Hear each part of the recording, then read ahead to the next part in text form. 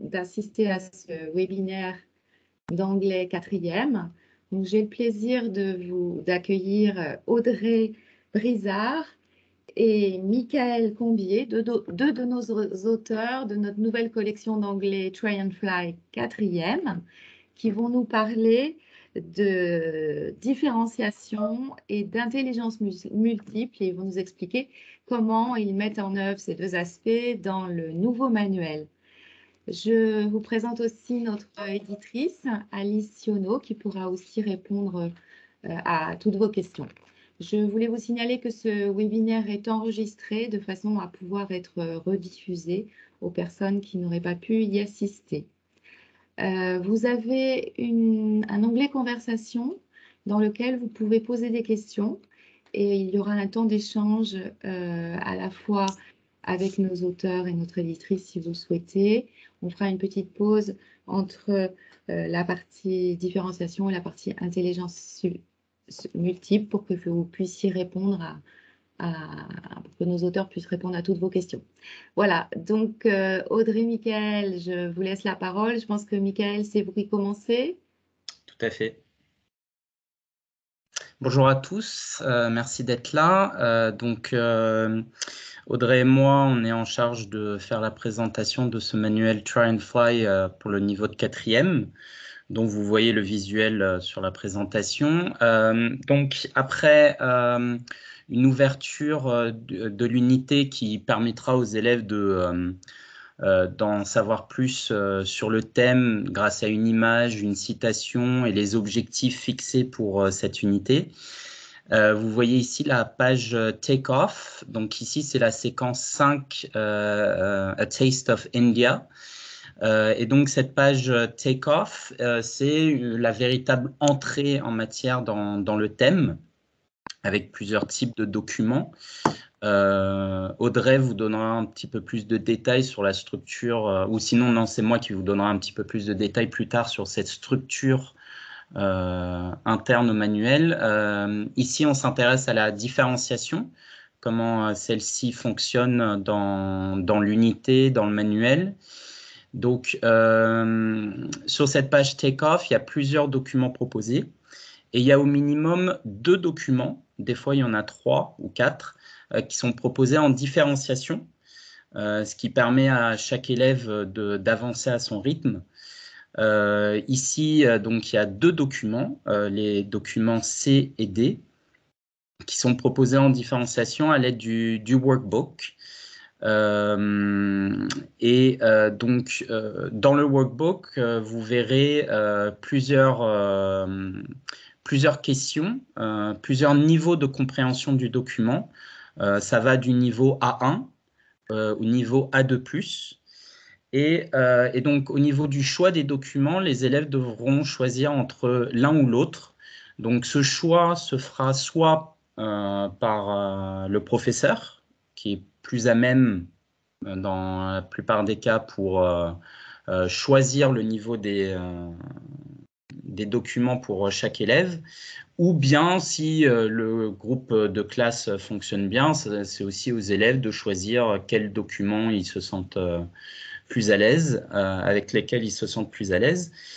Donc voilà, donc ce choix de différenciation, c'est pour permettre aux élèves d'accéder au sens des documents, donc où ils pourront utiliser le vocabulaire proposé dans chaque unité, les points de grammaire et tout ça pour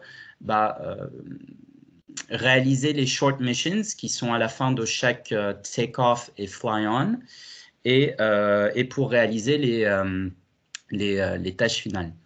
À la suite du travail sur ces documents, on aura la partie group work qui permettra de mettre en commun les différentes compréhensions des documents et ça servira de prélude à la trace écrite. Et donc sur cette page Takeoff, vous trouverez donc à chaque fois 2 short missions qui fonctionneront aussi en différenciation parce qu'il y aura toujours une partie écrite et une partie orale. Dans la partie orale, ça pourra être un dialogue ou ça pourra être la production en continu. Et donc ça permettra aux élèves de travailler avec avec leurs compétences et surtout de mettre en pratique ce qu'ils ont pu voir dans cette page Takeoff. Et donc, comme j'ai pu dire juste avant, ça permettra de travailler la tâche finale qui viendra à la fin de l'unité. Donc ça, c'est pour la partie Takeoff. On pourra maintenant se tourner sur la page Fly On. Qui permet d'approfondir sur le sujet. Et il y aura, ça fonctionne à peu près comme Takeoff, parce qu'il y a aussi ici une partie de différenciation qui travaillera avec le workbook. Et surtout, dans cette partie Fly On, on voulait proposer des documents authentiques et culturels de nature variée, donc que ce soit des textes, des vidéos, des audios, des posters, des images. Tout cela pour rendre réaliste et intéressant le thème. Pour nous, les auteurs, on considère que les documents authentiques et culturels proposés permettent de faciliter la compréhension du document pour les élèves. Et donc, le workbook avec la grille de différenciation, mais aussi les différentes questions proposées, permettront à chacun d'avancer à son rythme. Et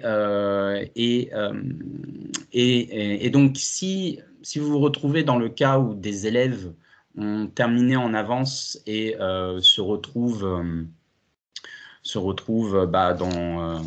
dans l'impossibilité de faire autre chose, il y a la page Fly Further qui se trouve juste après Fly On. Et ici, dans Fly Further, on considère que ça peut être optionnel pour vous, les professeurs, de le faire en classe. Ça dépend du temps que vous avez et surtout de l'envie que vous avez de travailler sur ces documents. Mais ça peut être aussi un moyen pour les élèves qui sont en avance, qu'on peut appeler les early finishers, par exemple, d'aller plus loin et de travailler en autonomie. Parce que, par exemple, dans Take-Off et Fly On, il y a les short missions, mais il y a aussi les exercices dans le manuel et dans le workbook. Et là, il y a aussi les I Dare You. Donc, les I Dare You, c'est des petits exercices très ludiques qui permettent à chaque élève de mettre en pratique ce qu'ils ont vu. Et donc, si certains élèves doivent finir ces exercices, d'autres peuvent aller plus loin en travaillant sur ces documents de Fly Further qui permettent de voir le thème sous une autre approche. Et le workbook permet donc de guider la compréhension des élèves sur ces documents. Voilà ce que j'avais à dire sur la différenciation. Ouais. Audrey, je ne sais pas si tu avais quelque chose à ajouter par rapport à... Donc, je vais continuer toujours sur la différenciation. Et cette fois-ci, on va aller un peu plus en détail, notamment en commençant par les rubriques Tools que vous retrouvez lors des activités. Donc, en fait, ces rubriques sont des aides de vocabulaire qui sont vraiment adaptées aux différents types d'élèves selon leur facilité. Donc, si vous regardez, le vocabulaire est organisé de manière progressive, c'est-à-dire que La première série de vocabulaire n'est pas traduite parce que nous avons estimé soit que le mot était suffisamment transparent ou bien que ce vocabulaire doit être acquis à ce niveau-là. Donc, ça va être soit du vocabulaire en rappel pour les élèves qui sont en facilité ou bien une véritable aide pour ceux qui sont un peu plus en difficulté. Et ensuite, on a une série de vocabulaire qui est traduit par un synonyme, et ensuite une série de vocabulaire traduit dans la langue française, qui là donc sont vraiment du vocabulaire nouveau, qu'on considère en tout cas nouveau, et important voilà, pour la séquence. Et donc ce vocabulaire, ainsi que le vocabulaire qu'on retrouve au cours des activités, on va pouvoir le retrouver dans la page Vocabulary, voilà, sous forme de mind map, qui donc ici va permettre aux élèves de régulièrement aller voir cette page pour s'aider une fois de plus, mais qui va être aussi un outil d'apprentissage en fin de leçons, de séquences, pour voilà, avoir une sorte de récapitulatif de tout le vocabulaire que l'élève est censé connaître. Et enfin, si vous regardez dans le workbook, on a une section qu'on a appelée At Home, qui est tout à fait reconnaissable par cet encadré jaune-marron et son icône maison. Donc ici, c'est vraiment un travail en autonomie que les élèves peuvent faire, qu'ils peuvent faire chez eux, et qu'on a essayé vraiment de rendre ludique afin d'aider l'élève à apprendre le vocabulaire, à le manipuler. Et en fait, voilà, ici c'est pour l'apprentissage du vocabulaire, mais on a aussi l'apprentissage de la grammaire, l'apprentissage de la phonologie. Donc voilà, on a vraiment essayé de rendre ces exercices très accessibles à tout type d'élèves, tout en le faisant de manière ludique afin de dynamiser toujours l'apprentissage de tous. Voilà pour cette partie. Et enfin, vu qu'on abordait aussi la question de la grammaire, donc vous avez une double page de grammaire lors de chaque grande séquence, avec des exercices, d'accord, qui sont très typiques, des exercices de grammaire. Mais on a aussi proposé en fait une manière plus ludique d'aborder ces points de grammaire à travers notamment des Geniali. Donc chaque séquence est accompagnée d'un Geniali. On reviendra dessus tout à l'heure en détail. Et donc permet une fois de plus aux élèves de travailler de manière autonome chez eux. Donc ici, par exemple, on voit celui de Green USA qui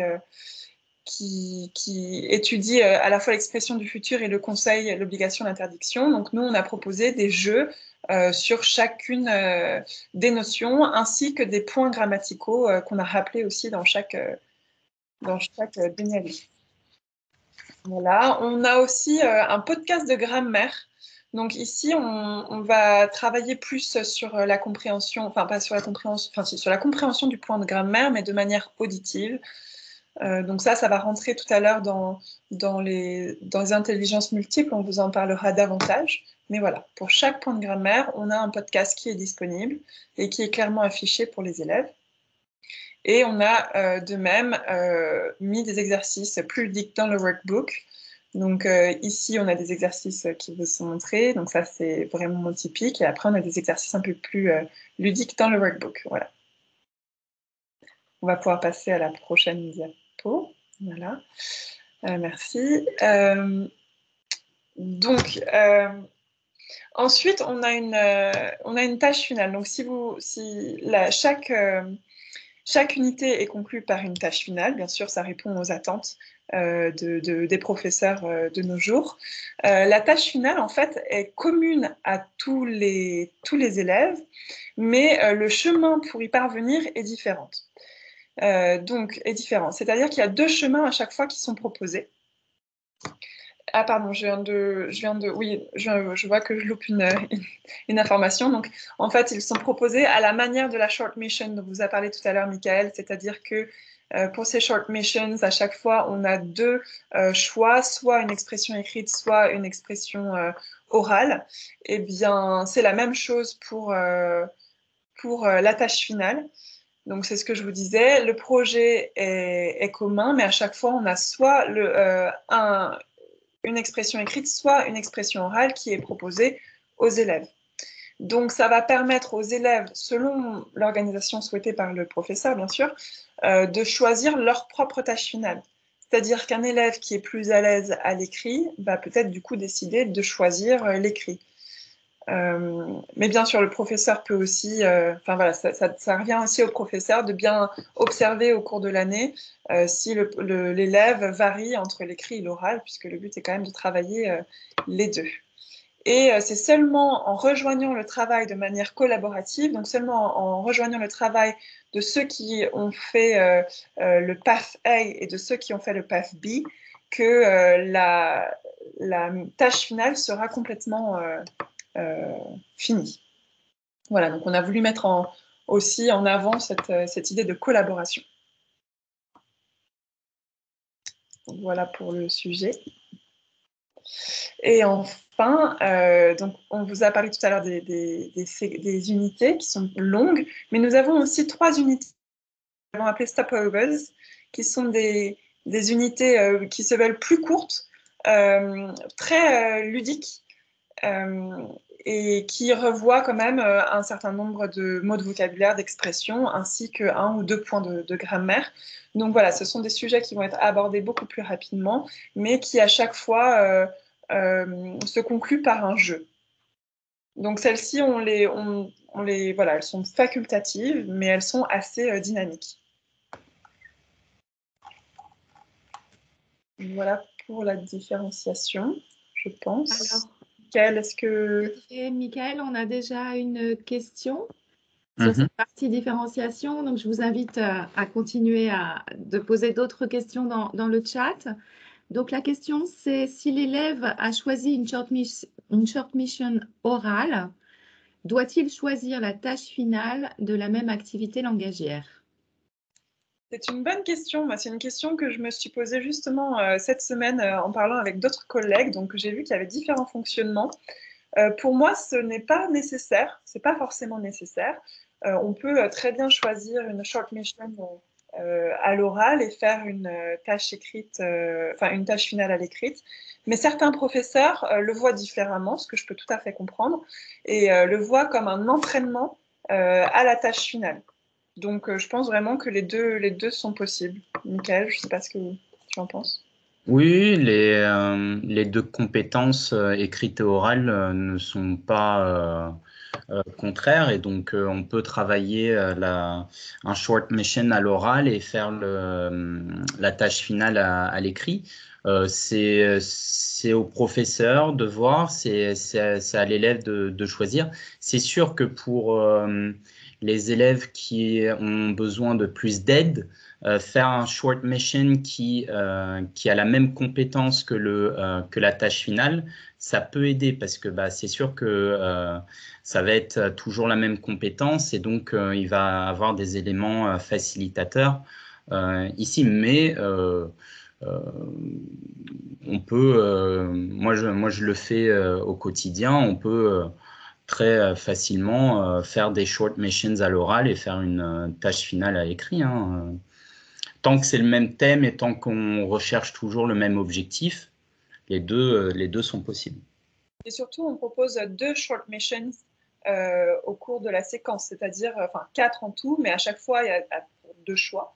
Donc, il y en a une lors du take-off et aussi une qui est proposée lors du fly-on. Donc, en fait, l'élève peut tout à fait s'entraîner à l'écrit sur la première série de short missions et ensuite s'entraîner à l'oral pour la deuxième. Ça peut être aussi une manière pour lui de voir comment est-ce qu'il se sent par rapport à l'une ou l'autre des compétences.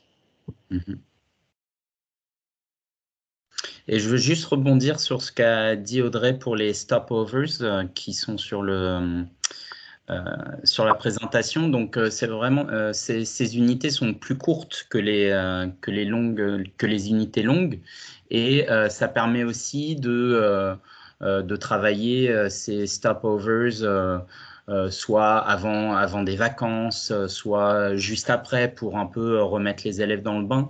Donc c'est aussi un moyen pour vous de combler certaines parties de l'année qui sont courtes ou peut-être la fin de l'année, par exemple, qui est souvent très, très difficile à gérer. Et donc voilà, ces stopovers ont chacun des jeux. Donc par exemple, Australia Art, c'est des messages codés, donc il faut savoir identifier. Space Case, c'est un escape game. Et non, pardon, c'est résoudre, oui, un escape game, résoudre un mystère. Et Welcome to Jamaica, donc c'est aider Bob Marley à retrouver les partitions de sa chanson. Bref, c'est assez ludique et assez enrichissant, on va dire. Je vous propose, Michael, Audrey, de continuer Il y avait en parlant des des intelligences multiples. Véronique, il y a Paul qui avait une question par rapport à la version numérique. Je répondrai un petit peu plus tard sur les versions numériques. Et je vais déjà répondre dans le chat, mais je vous propose qu'on continue sur notre sujet et donc les intelligences multiples. Merci beaucoup. Donc, le sujet des intelligences multiples est en lien étroit avec la différenciation, parce qu'une fois de plus, il s'agit de s'adapter aux différents profils d'élèves afin de tous pouvoir les aider. Donc, pour ça, nous nous sommes intéressés à ce concept qui est né, je vous explique très brièvement, dans les années 70, grâce aux études de Howard Gardner, qui en fait a répertorié les différentes intelligences dans différentes catégories telles que le visio-spatial, kinesthésique, linguistique, logico-mathématique et d'autres. Donc, je vais justement, donc on va pouvoir passer à la prochaine étape. Voilà. Donc, justement, en fait, pour un élève de 4e, peut-être qu'il n'a jamais entendu parler des différents types de mémoire et d'intelligence.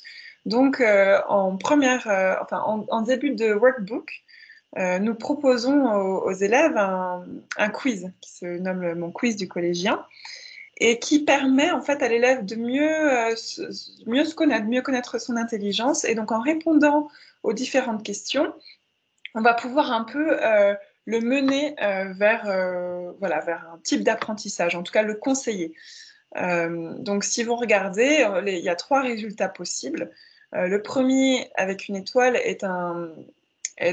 concerne une intelligence plutôt kinesthésique, par le mouvement, c'est-à-dire on va apprendre par le mouvement, par les sensations. Le deuxième va être plutôt visuel et le troisième plutôt auditif. Et donc nous avons essayé au cours de notre manuel de prendre en compte ces différentes mémoires et intelligences. Et donc vous pouvez regarder, vous pouvez voir notamment dans les petits onglets sur notre gauche. Donc on a le podcast qui va correspondre à des intelligences plutôt auditives. Et donc l'élève y aura très facilement accès. Les flashcards et les Geniali qui vont permettre aussi aux élèves d'apprendre d'une manière différente, de manière ludique. Et une fois de plus, la différenciation, comme on en a déjà parlé. Voilà. Michael, si je te laisse la main. Donc, je continue sur les différents types de mémoire et sur les structures, la structure interne du manuel et les différentes parties de chaque unité que vous retrouverez tout au long du manuel. Donc, dans chaque partie, Take Off et Fly On, on a essayé de proposer différents documents qui travaillent ces mémoires auditives, visuelles, lire, écrire, chanter pour la partie phonologique. Même si ici vous avez l'exemple de Sounds of Freedom, l'unité 6, où vous avez plusieurs musiques. Donc, ça propose plusieurs documents de nature variée et des niveaux aussi différents. C'est sûr que dans, par exemple, la page Let Freedom Sing de Take Off Sounds of Freedom, les documents proposés n'ont pas le même niveau de compréhension. Il y en a qui sont plus difficiles, et donc c'est aussi pour ça qu'il y a une différenciation où on vous propose de travailler les documents A et B ou les documents C et D. Et donc, cette partie les différentes compétences, elles seront aussi proposées dans le lexique, où il y aura plusieurs façons de travailler ce lexique. Donc, il y a donc cette carte mentale pardon, du vocabulaire qui est assez visuelle, avec différents degrés de compréhension, avec des mots de vocabulaire qui ne sont pas traduits, des mots où on donne le synonyme, d'autres qui sont traduits. Et donc, il y aura donc ces flashcards. Donc, à chaque fois, c'est des QR codes qu'il faut scanner. Donc, il y a le QR code pour le vocabulaire qui sera enregistré. Donc, ce que vous pouvez faire avec ce vocabulaire enregistré, c'est donc le proposer aux élèves au début d'une unité.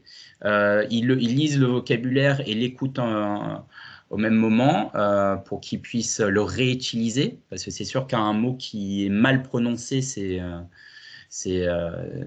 ça va pas marcher pour mettre en pratique lors des différentes activités. Mais vous pouvez aussi leur demander aux élèves de s'enregistrer et de dire ces mots, et vous pouvez soit les évaluer, soit les guider dans leur prononciation. Donc, ça peut être un exercice en plus. Et donc, il y a ces flashcards qui permettront aux élèves de travailler à leur rythme, de réviser le vocabulaire. Donc, tout ceci, les exercices autour du vocabulaire qu'on voit dans le manuel sont ludiques et variés. Ça permettra de mettre en pratique le vocabulaire et de l'apprendre. Mais aussi, ça permet aussi à l'élève de pratiquer l'autonomie, comme on a vu pour les short missions, pour Fly Further. Le but ici aussi, c'est que l'élève travaille l'autonomie, donc avec les podcasts, les Geniali, le vocabulaire enregistré. On donne plusieurs outils aux élèves et aux professeurs pour qu'ils développent cette autonomie. Donc, le lexique est toujours accompagné d'exercices variés et ludiques pour mettre en pratique l'apprentissage du vocabulaire. Cette structure fonctionne aussi pour la grammaire.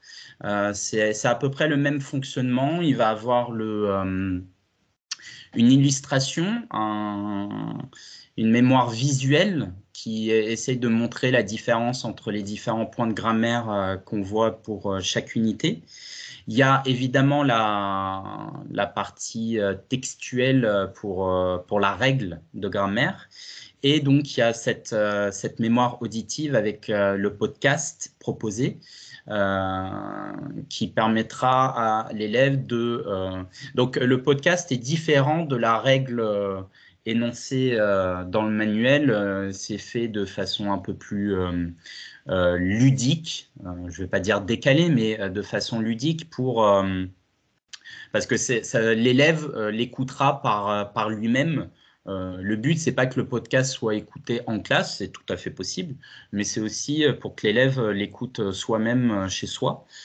Et donc, pour l'entraînement, c'est comme le vocabulaire, il y a des exercices proposés dans le manuel. Et donc, sur cette double page, vous voyez les exercices, mais il y a aussi d'autres exercices proposés à la fin dans le Grammar Exercise Bank. Et dans le workbook, il y aura des exercices plus ludiques pour varier l'approche, parce que ça sera des exercices à faire à la maison, comme c'est indiqué la section at home. Et donc, pour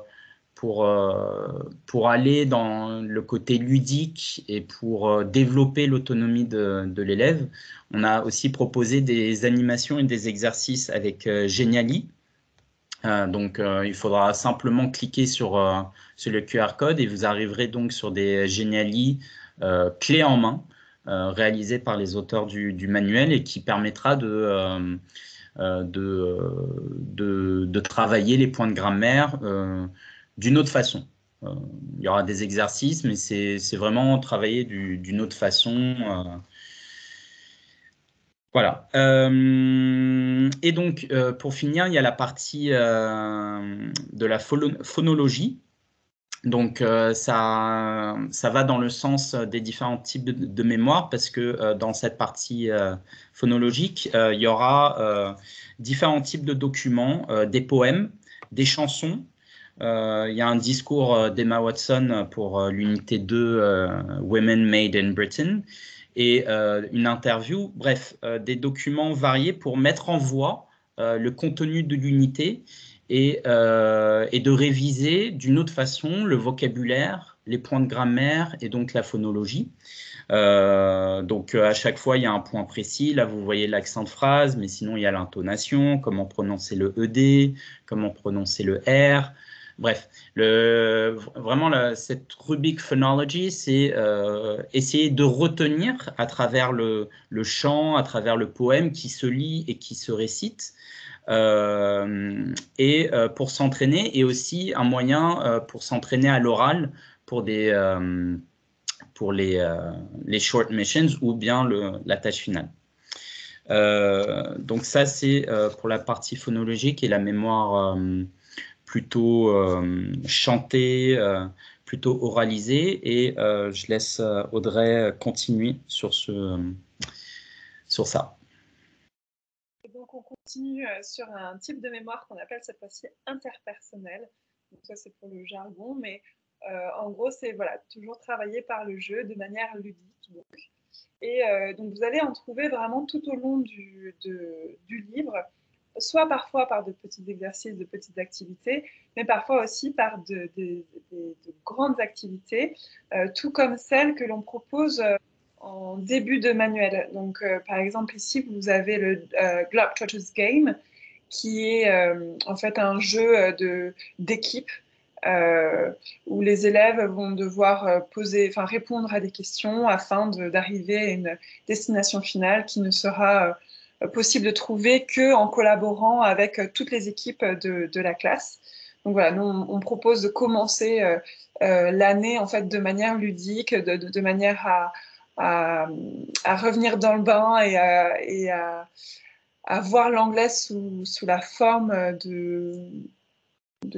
sous une forme positive. Et de la même manière, vous avez aussi un autre jeu qu'on vous propose qui s'appelle Let's Talk About Yourself, About You, je crois, je ne sais plus. Let's Talk About You plutôt. Et ainsi que d'autres jeux qui sont proposés dans le workbook. Et de la même manière, comme on vous en a parlé tout à l'heure, les stopovers vous proposent aussi des jeux pour conclure chaque mini-séquence. Donc voilà, c'est vraiment quelque chose qu'on a désiré mettre en avant, l'apprentissage par le jeu. Voilà, donc là, vous avez les différentes... oui, c'est ce que Michael tout à l'heure a expliqué. Donc, déchiffrer une peinture aborigène, faire une chasse au trésor dans le musée de Bob Marley et résoudre une énigme pour la NASA à partir du livre Space Case de Stuart Gibbs.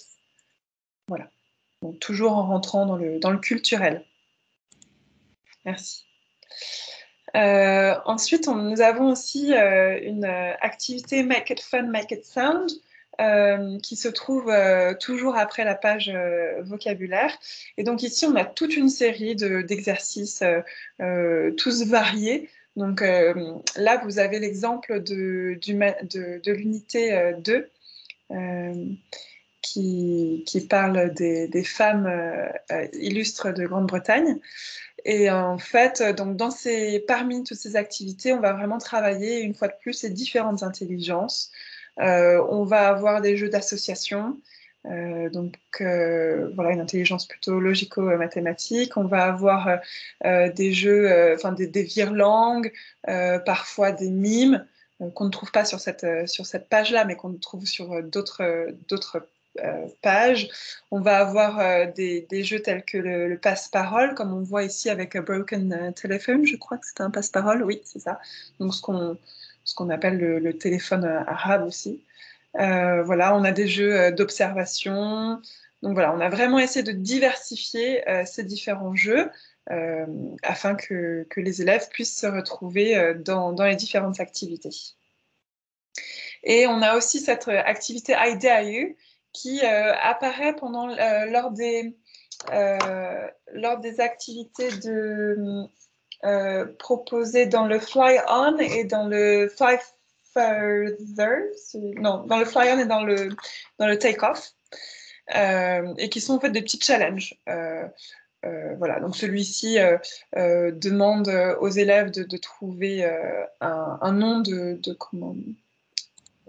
mouvement pour l'égalité homme-femme, mais voilà, des fois on va avoir vraiment des petits I dare you très, très drôles. Voilà. Donc on a vraiment essayé une fois de plus finir les activités sur une touche rigolote et qui permet toujours de reprendre les acquisitions et les points principaux abordés lors de la séance.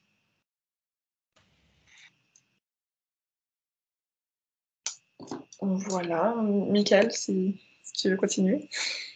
Donc, un petit bilan de ce qui a été vu lors de cette présentation. Ce qu'on a essayé de faire avec Try and Fly, c'est déjà de prendre en compte les différences entre les élèves. On est tous conscients du fait que dans une classe, il y a différents types d'élèves qui ont besoin d'avancer différemment. Et donc, on a essayé de travailler cette différenciation. Et on a essayé aussi, et ça a été notre but à chaque fois dans la recherche de documents, d'essayer de faire en sorte que l'élève soit immergé dans la culture grâce à des documents authentiques, des documents variés et aussi donc à l'aide d'images plutôt qui représentent bien le thème de l'unité. Et donc, comme on a vu avec la différenciation et le cahier d'activité, cette approche des documents est structurée et progressive. Les élèves peuvent aller à leur rythme et donc permet à la classe de travailler en autonomie et aussi aux professeurs de peut-être aider ceux qui sont en difficulté, qui sont en retard, et laisser les autres travailler en autonomie. Et donc pour le côté ludique, parce que c'est aussi intéressant pour les élèves d'apprendre la langue de façon ludique. Donc il y a plusieurs outils à disposition.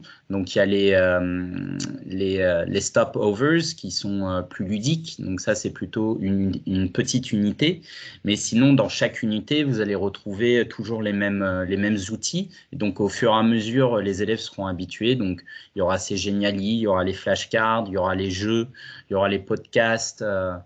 Donc voilà, c'est vraiment, on a essayé de proposer plusieurs outils. Après, à vous, professeurs, de proposer les outils, vous n'êtes pas obligé de tout faire, vous n'êtes pas obligé de tout proposer, mais au moins ça permet d'avoir une approche globale et à chacun de travailler à son rythme.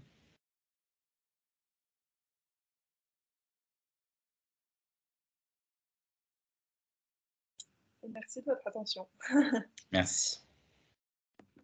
Est-ce que des personnes ont des questions à poser sur cette présentation?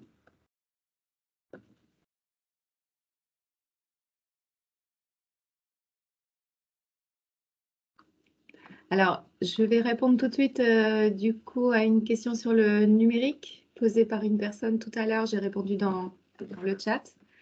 La version numérique enseignant est offerte pour tout équipement, que ce soit en papier, si les collèges équipent des élèves en version papier ou si les collèges équipent en version numérique. Et dans le cas où le collège est équipé en version papier, j'ai mis le lien dans le chat, mais donc l'enseignant peut commander sur notre site la version numérique offerte en téléchargeant un justificatif. Voilà. Et donc, ces versions numériques sont ensuite téléchargeables et permettent d'accéder, pour répondre à une autre question, permettent d'accéder à toutes les ressources, pas seulement en ligne, mais en téléchargement sur l'ordinateur. Et sinon, il y a la clé USB aussi. Et sinon, il y a la clé USB aussi, dans laquelle nous proposons toutes les ressources numériques et elles sont nombreuses puisque vous en avez présenté un grand nombre. Donc, on a tous les documents audio et vidéo, le lexique qui est enregistré, les flashcards, donc le podcast de grammaire, les animations et les exercices de grammaire en Geniali et les jeux qui sont aussi en animation. Donc, beaucoup de ressources numériques. Et donc, vous avez pu le voir dans les slides que vous ont présentés Audrey et Mickaël. Il y a plusieurs modes d'accès. Donc, pour les ressources qui sont vraiment utilisables par les élèves en autonomie, on a mis des QR codes de façon à ce que l'élève, s'il veut, puisse à la maison télécharger, enfin, visionner la ressource directement. On a mis aussi des mini-liens de façon à ce que les enseignants puissent communiquer le mini-lien à l'élève pour qu'il aille voir également cette ressource. Donc, c'est un petit lien qui est facile à recopier dans l'ENT, par exemple. Et puis, on a un site collection, Try and Fly, qui regroupe toutes ces ressources. Donc voilà, donc ça c'est l'accès mini-lien QR code. Comme vous le disiez, Mickaël, donc on a une clé USB qui est vendue. Et dans le manuel numérique, version élève, et puis dans le manuel numérique version enseignant qui est offert aux enseignants, vous allez retrouver toutes les ressources, comme je le disais tout à l'heure. Voilà, il suffit de le demander si vous équipez vos classes. Alors, j'ai l'impression qu'il y a d'autres questions. Oui, on a une question. Mickaël, Audrey, avez-vous envisagé une durée moyenne pour chaque séquence et pour les stopovers? Alors, c'est consultable. Enfin, ça sera consultable, je ne sais pas si c'est déjà consultable, sur le livre du professeur. Donc, en général, pour une unité longue, on a prévu 8 séances. Pour une unité courte, il me semble que c'est entre 3 et 4 séances. Après, à vous de voir, comme on a vu pour le Fly Further qui est optionnel, donc les 8 séances peuvent devenir 7 ou 6, c'est adaptable. Alors, on a une autre question sur les évaluations de fin de séquence. Pardon, est-ce que vous pouvez en parler? Mickaël. Nous avons proposé des évaluations pour chaque séquence qui concernent du coup les différentes compétences, donc expression écrite, expression orale, compréhension de l'écrit, compréhension de l'oral, interaction, avec des corrigés. Donc tout ça, c'est aussi, on le retrouve aussi dans le livre du professeur. On a proposé des évaluations, en effet, des grilles d'évaluation pour chaque évaluation. L'élève, en plus de ça, peut retrouver dans le workbook une auto-évaluation qui permet de s'entraîner, en fait, donc qui reprend une fois de plus toutes les compétences et qui permettent de s'entraîner aux tâches finales aux évaluations finales que l'on propose. Et on a à la fois une évaluation notée et on propose aussi une série de compétences. Est-ce que telle compétence est cochée ou pas? Est-ce qu'elle est acquise ou pas? Voilà. Oui, pour rebondir sur ce que dit Audrey, c'est donc dans le cahier d'activité, après les exercices sur les différentes parties de l'unité, il y a ce qu'on appelle le Check Your Skills, où là, les élèves, ça va encore dans le point sur l'autonomie, où les 5 compétences sont travaillées. Et où il y a cet encadré, je suis capable de comprendre un texte, écrire un message, donc il est adapté à chaque unité. Donc ça, c'est dans le workbook. Et sinon, pour vous, les professeurs, dans le livre du professeur, qui pour certaines unités sont en cours de rédaction, mais ou non, même proche de la fin, mais il y a c'est dans le livre du prof que vous allez retrouver les grilles d'évaluation pour les tâches finales. Donc, chaque tâche finale est proposée dans le livre du prof avec une explication sur la préparation et la réalisation. Et donc, pour l'évaluation, la compétence qui est évaluée et les critères avec le nombre de points pour chaque critère et une note sur 20 pour chaque tâche finale. Et après, et à la fin du livre du prof, vous retrouverez d'autres évaluations sur les 5 compétences. Donc, pour chaque unité longue, il y aura 2 évaluations proposées, avec à chaque fois un corrigé dans le livre du prof pour ces évaluations.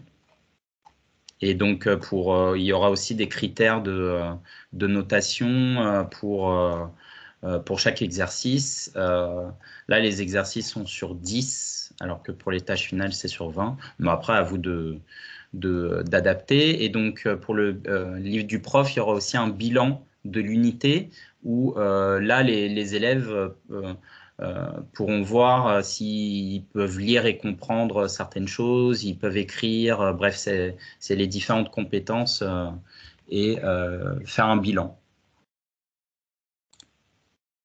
Voilà, et on vous mettra très bientôt sur le site Hachette Éducation à disposition les premiers chapitres du guide pédagogique qui commencent, comme vous le disiez, à être prêts.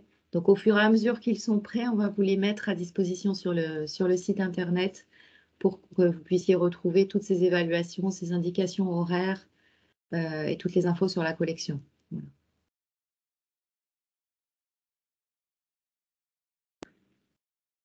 Alors, on a une question. Est-ce qu'il y a une option sous-titres avec les vidéos, car j'ai un élève qui est sourd?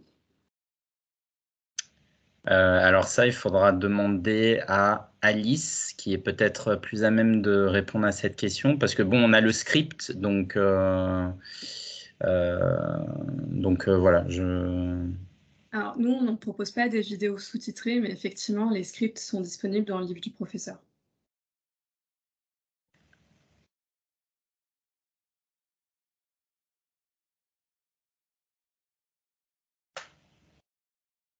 Chaque vidéo, chaque document audio aura son script dans le livre du professeur.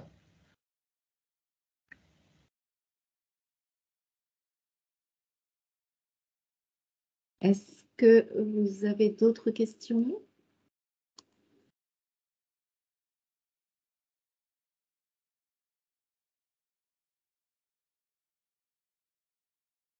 Pas d'autres questions, j'ai l'impression. Merci beaucoup, Audrey, Mickaël, pour cette belle présentation de ce nouveau manuel Try and Fly, donc qui effectivement favorise la différenciation et est vraiment pensé pour tous les types d'intelligence. Je remercie tous les professeurs qui ont assisté à ce webinaire. Et je regarde encore s'il y a des questions qui arrivent. Oui, on a une question encore sur les verbes irréguliers. Est-ce qu'ils sont enregistrés? Ils ne sont pas enregistrés, sauf si Alice dit le contraire, mais ils sont proposés sous forme de, sous forme de thème. Je ne sais pas si vous voyez là un petit peu, mais bon, voilà, c'est sous forme de thème, c'est plus à travers une liste, etc. Donc, mais non, ce n'est pas enregistré. Et ils sont présentés de façon très, très originale. Vous verrez. Je vous ai mis le lien de feuilletage dans la conversation si vous voulez regarder plus en détail le manuel. Et sinon, je remercie les collègues présents. C'est vrai qu'avec Audrey, on travaille sur ce manuel depuis quelques temps et avec Alice aussi. Et c'est vrai que c'est beaucoup d'efforts et c'est vrai que c'est bien de pouvoir présenter le travail fini, le rendu et d'expliquer notre approche qui, on l'espère, est agréable pour vous. Voilà. Merci Audrey, merci Mickaël, merci à tous et bonne fin d'après-midi et bonne fin d'année scolaire à tout le monde. Au revoir. Au revoir.